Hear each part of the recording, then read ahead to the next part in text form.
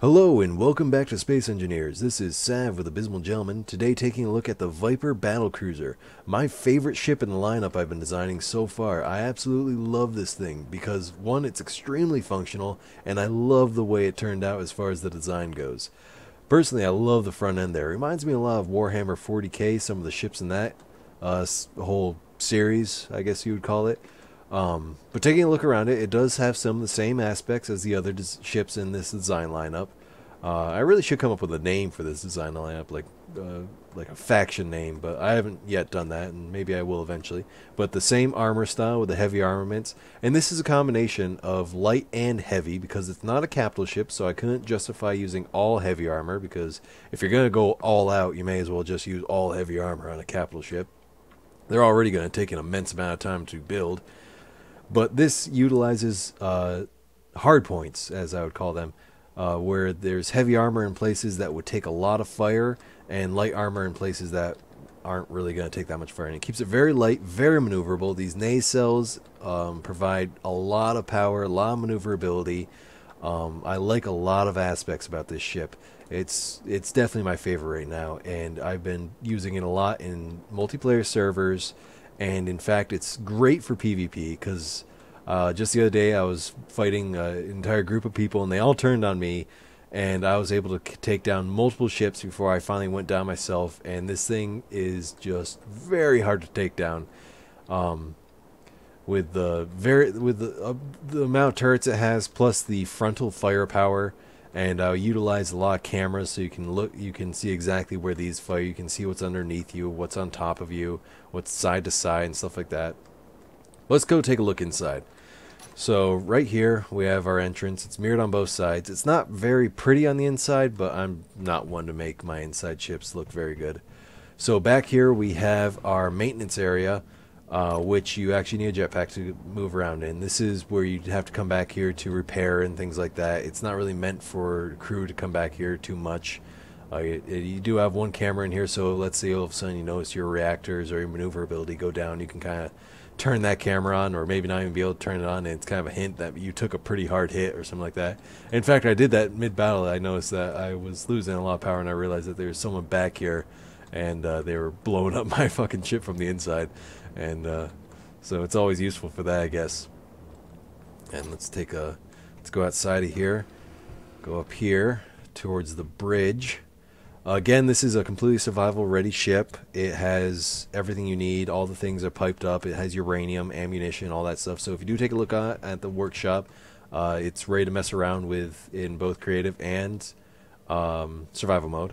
So we have a camera here, a turret protecting us. Here's the actual bridge. Blue color scheme like I normally do. It's located right in the center like I do almost all my bridges. Multiple control pits for people to be able to take control of various turrets and things like that. Let's keep going.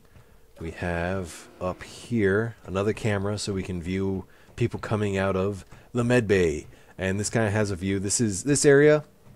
I'm toying with the idea of possibly putting a blast door here, because if you're actually in a fight, this area will become very quickly off limits because it's windowed. So having windows on a military vessel is very much a bad idea in my opinion, because if they ever do add pressurization to this game, because fingers crossed, I hope they do, because I've been designing all my ships to kind of take that into account, where if this vessel came under fire and just one little missile hit right here, or a few stray bullets took out one of these windows, the entire ship is literally fucked. Someone forgot to close one of these doors or something like that. It's just a bad idea. So I've been toying with the idea of putting a blast door up here to kind of protect against that, because this area would become off limits during an actual fight.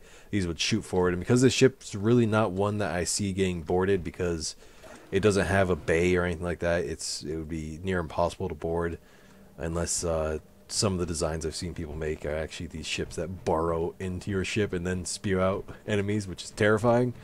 But other than that, I don't really think anything's going to be a real big design concept. But let's go ahead, get into it, and take it for a spin. So here we are in the cockpit. As you can see, it does have a pretty good acceleration for a ship as massive as this. 15 million is relatively heavy. With the amount of armor and stuff that it has. Um, it's also very maneuverable for the size it is. I really, really like how this ship turns out.